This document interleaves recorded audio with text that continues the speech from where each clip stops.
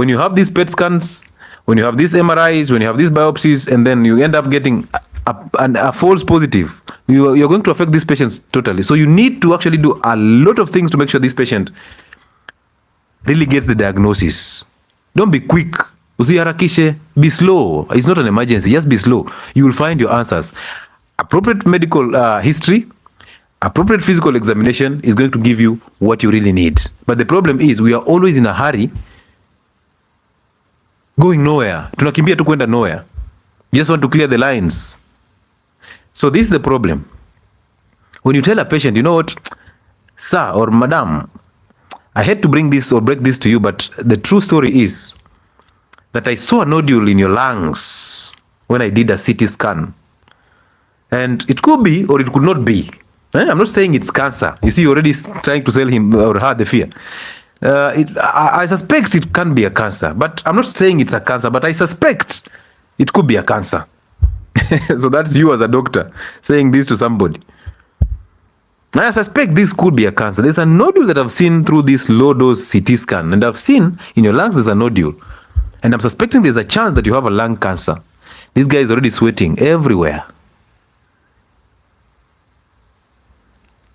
And then you tell this person, you know, we need a biopsy to just confirm my doubts. We must do a biopsy so that we know if you don't have cancer. But immediately you said, it could be or it could not be cancer. This guy, in his head, is thinking of the worst already. So sometimes the way you deliver this information must be reasonable. When you just said, I'm suspecting that this could be, this guy is already having cancer. He's already thinking chemo. He's already thinking, oh, you know what? One of my relatives took chemo and when he died. I've had a lot of information about chemo and it's crazy. I don't want to go through chemo. God, why me? Problems, right? And I want you to imagine it's you who is being told that. I have seen this nodule and I'm suspecting this nodule can be. Either it's a cancer or not cancer, but we need a biopsy to confirm. Now you jump into the denial stage so fast. And these are the signs of the denial stage. Because step number one, once you're told this, you're like, cancer. Hey, cancer, haiwezi. Bro, haiwezi kuwa cancer. It can't be cancer, daktari. Cancer, me cancer. How? Me cancer. How? So you jump into the defensive mode because you don't want to agree to it or accept that possibly there's a chance for you to get cancer.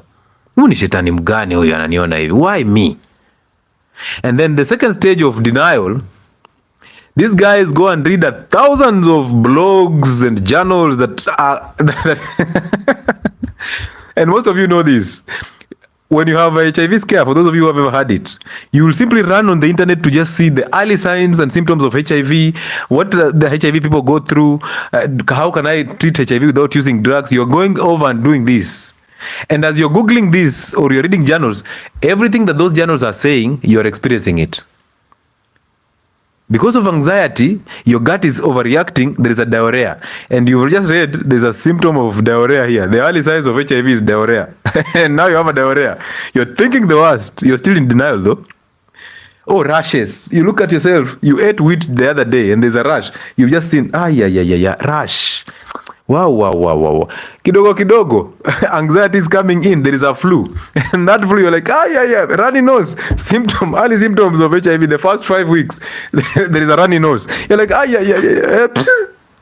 Wallahi, every symptom is coming true. This is the same thing that is happening when you're going through this cancer thing. It's not a joke, my friends. We can laugh about it, but it's not a joke.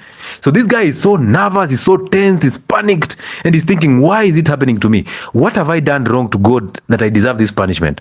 He's still in denial. Now he's busy trying to research. And everything he's researching is coming through WHO, coming through those organizations that are actually feeding you the same things over and over. And now this guy is so afraid. He's reading all journals, all blogs. He's watching all YouTube videos that have talked about cancer. And every single one of us is just saying things that are actually selling you fear. We're just saying things that are actually imparting a lot of negative things in your head. That is the denial phase. But this phase is what most of you are in. It's actually called the intellectualization stage or phase. You are moving into the intellect. You're thinking now you know much about it. But why would you not read about these conditions when you are still sober and still healthy? Why would you wait until you get a diagnosis and now you start reading deep about it? And you'll see most people know much about HIV, more know much about cancer, they know much about diabetes and hypertension from the time they have been diagnosed with this disease. Not before, because most of you will start paying attention when it hits you. Before it hits you, you will always shout here, mbinguni tutapewa mwili mpya. Mbinguni, nijinyime hapa tena nijinyime mbinguni. Mbinguni Mungu atanipea mwili mpya. But you know, deep within, as you're saying that, you know, from inside you, you are so afraid of the cancer. But you can't read about it. When it comes to hit you now, that's when you want to pay attention and start reading all this information. And the more you read, the more you dig your own hole. The more you go into denial. So you're digging a pit for yourself every time. Now you move to stage 3, which now you have now accepted. Now you decide to sell that piece of land. You decide, you know what, I have to sacrifice the school fees for my children. You know what, there's a lot of expense here. I must kick my wife out now because I can't take care of her and I need this money. Now you go into loans in the banks and you go and fund that biopsy.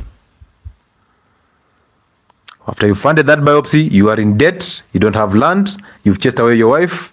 You don't have anything. Umeuza mpaka ng'ombe. And guess what? The biopsy tests and results come out. You are negative. And they tell you, you know what? It was just a benign hematoma.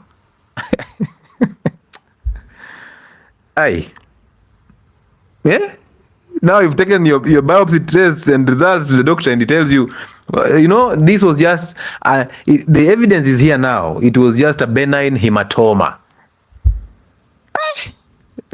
Daktari, did I have to sell land to know it was a benign hematoma?